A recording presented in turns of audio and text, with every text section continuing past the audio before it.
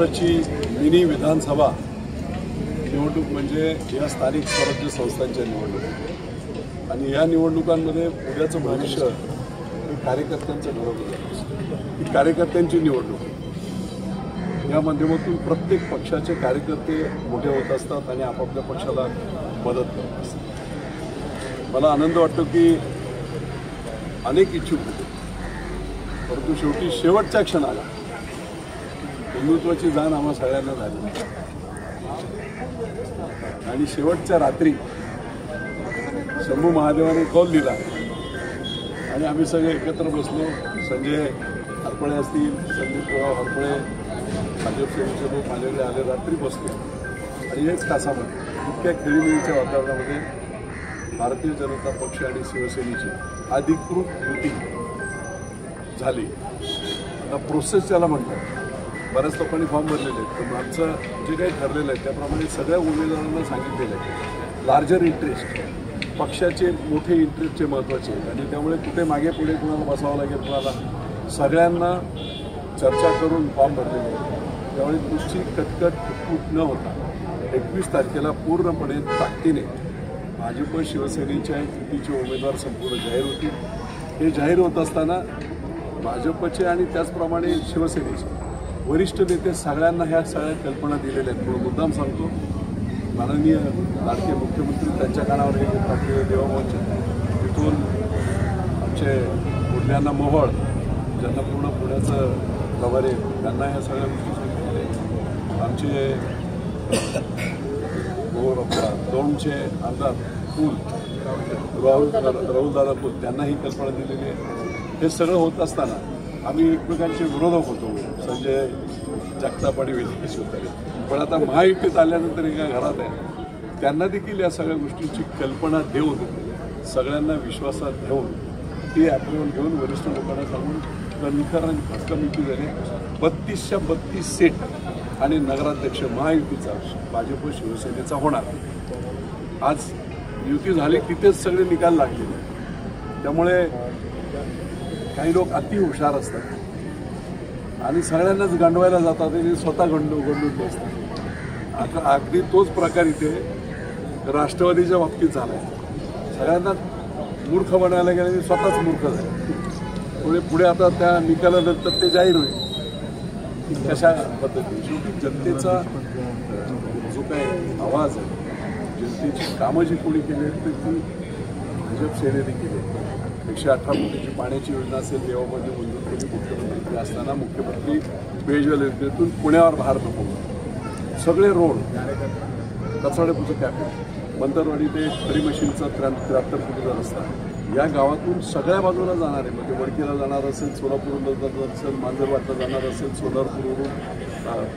सोलापूरला जाणार असेल, 100% सगळे रस्ते हे शिवसेना भाजपच्या युतीच्या काळात 2014 ते 2017च्या दरम्यान मुख्यमंत्री देवाभाऊ यांच्या आशीर्वादाने, मी जरी इथला नॉमिनी असलो तरी एक शब्द देखील कधी न करता बारीक सारीक गोष्टी त्यांनी लक्ष दिलं। आणखी तुम्हाला सांगतो, सगळ्यात महत्त्वाची गोरगरिबांची गोष्ट, गावठाणे बरंच होते, म्हणजे पापडी वस्ती असेल, भिकाई दर्शन असेल, संकेत विहार असेल, अशा अनेक ठिकाणी प्लॉटिंग करून ग्रामस्थांनी, स्थानिक असतील काय असतील, या लोकांनी मोठ्या प्रमाणामध्ये इमारती बांधल्या, पण रस्ते नव्हते, पाणी नव्हतं, गटर नव्हतं। या प्रायव्हेट जागांवर सुद्धा शिवसेना भाजपच्या युतीच्या माध्यमातून 103 कोटी रुपये खर्च करून सगळं कॉन्क्रिटीकरण, गटर योजना आणि नंतर ही पाण्याची योजना, या एवढ्या सगळ्या गोष्टी केलेल्या आहेत। प्रचंड मोठं भुगतान कचराडेपूरच्या माध्यमातून जे नरक यातना भोगत होतं त्याच्यावर मार्ग देखील योगायोगाने 2014 साली भाजप सेनेचं सरकार आलं आणि त्याच्यातून निघालं। कचराडेपूर कॅफे असेल, 108 कोटी पाण्याची योजना असेल, त्यामुळे त्यांना मतदान मागण्याचा अधिकारच नाही। दुर्दैवाने 2.5 वर्ष महाविकास आघाडीचं सरकार होतं, पाण्याची योजना 85% पूर्ण झाली।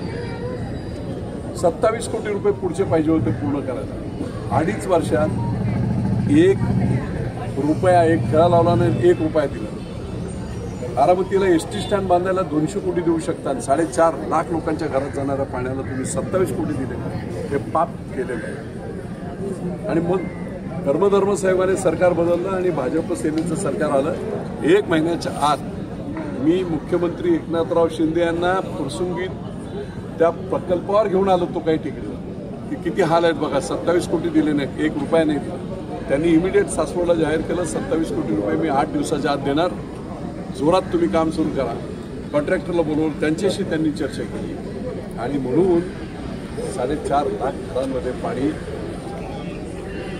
हे एकनाथराव शिंदे यांनी दिलेल्या मुख्यमंत्री यांच्या योगदानातून ते झालं आणि घराघरातून पाणी गेलं.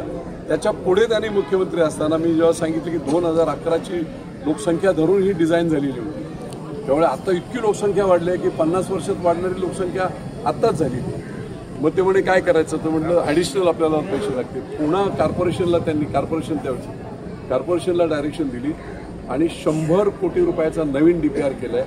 म्हणजे ज्याच्यामध्ये त्या रुकारी विलेजच्या पाठीमागे असतील, पुंडेकरी वस्ती वगैरे, तिकडे आदर्श नगर, या सगळ्या वाड्या वस्त्यांना पाणी देण्यासाठी 100 कोटीची अतिरिक्त योजना मंजूर झालेली आहे, DPR मंजूर झाला आहे. आणि निश्चितपणे पुढच्या काळामध्ये सरकार आमचं आलं की त्याचं अंमलबजावणी सुरू आहे. त्यामुळे बारीक सारीक गोष्टीत लक्ष देऊ नका.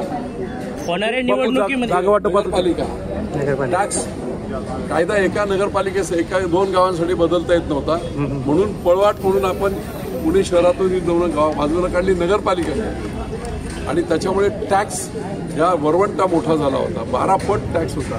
तो टॅक्स आपोआप कमी झाला. नगरपालिकेचा संस्थापक म्हणून भाजप शिवसेना झाली. याची मी विजय शिवतारे म्हणणार नाही, पण पक्ष म्हणून भाजप शिवसेना यांनी ही नगरपालिका अस्तित्वात आणली. त्यामुळे इथे बसण्याचे अधिकार देखील आम्हालाच आहेत, कारण जे अपोजिट साईडला आहेत ना ते सगळे विरोध करत हायकोर्टापर्यंत गेले होते आणि त्यांना डिसमिस केलं होतं हायकोर्टात. आज जे NCP उभे असणारे सगळे नेते रेकॉर्डवर हायकोर्टच्या रेकॉर्डवर आहेत की त्यांनी नगरपालिका होऊ नये म्हणून हायकोर्टात पिटिशन केलं आणि ते डिसमिस झालं. सगळं रेकॉर्ड पुरावे सकट आहे. त्या पुरावे सकट ज्यांनी नगरपालिका करायला विरोध केलाय ना त्या लोकांनी नगरपालिकेत बसायला यायला तुम्हाला मतं मागायला अधिकार काय? काहीच अधिकार. तो संपूर्ण अधिकार शिवसेना भाजपचा एक कमळाचा आणि धनुष्यबाणाचा आहे. त्यामुळे लोक बरोबर काम करतील आणि 3 तारखेला मला वाटते निकाल आहेत ना, 3 डिसेंबरला ऐतिहासिक अशी फुरसिंगी देवाची उरुळी नगरपालिकेची पहिली निवडणूक भगवा फडकून भाजप आणि शिवसेना एकत्रितपणे संघर्ष. अतिशय आनंदाची बाब म्हणजे शिवसेना भाजप यांची जी युती झालेली आहे यातून नक्कीच चांगल्या पद्धतीने विकास होईल. खरं तर ही मिनी विधानसभा भविष्यकाळात मोठी अशी महानगरपालिका असं मोठा संकेत या इलेक्शनच्या या निवडणुकीच्या माध्यमातून नागरिकांना मिळणार आहे. अतिशय खेळीमेळीच्या वातावरणात या ठिकाणी सर्वच उमेदवारांनी फॉर्म्स भरलेले आहेत. या फुरसुंगी आणि देवाची उरुळी या ठिकाणी जे मूलभूत प्रश्न आहे आता सन्माननीय आमदार विजय बापू शिवतारे यांनी सांगितलंच की पुढचं जे काही विजन आहे ते किती मोठ्या पद्धतीने या गावाच्या विकासाच्या दृष्टीने आखण्यात आलेलं आहे. नक्कीच आम्हाला या ठिकाणी विश्वास असतो की या इलेक्शन्समध्ये जो नगराध्यक्ष होणार आहे हा युतीचा नगराध्यक्ष असल्यामुळे नागरिकांचे जे मूलभूत प्रश्न आहे, मुख्यत्वाने या ठिकाणी पाण्याचा प्रश्न आहे, रस्ते आहेत. ज्या वेळेला आम्ही उमेदवारांशी संपर्क साधला त्या वेळेला हे प्रश्न प्राधान्याने समोर आलेले आहेत. नक्कीच या युतीच्या माध्यमातून नागरिकांचे हे प्रश्न सोडवले जातील आणि नागरिकांना जो काही भविष्य काळामध्ये जो विजन आहे तो बापूंचा अतिशय स्ट्रॉंग असल्यामुळे नवीन पुणे महानगरपालिका या ठिकाणी अस्तित्वात येईल याबद्दल कुठेही शंका नाही. आमचे माननीय मुख्यमंत्री देवेंद्रजी फडणवीस असतील, उपमुख्यमंत्री एकनाथजी शिंदे असतील यांचा जो काही सकारात्मक दृष्टिकोन आहे तो या नगरपालिकेच्या माध्यमातून अतिशय दृढ होणार आहे आणि ज्या काही सोयी आहेत त्या नागरिकांना अतिशय चांगल्या पद्धतीने मिळणार आहेत. नक्कीच या ठिकाणी युतीचा नगराध्यक्ष होईल असा आम्हाला विश्वास वाटतो.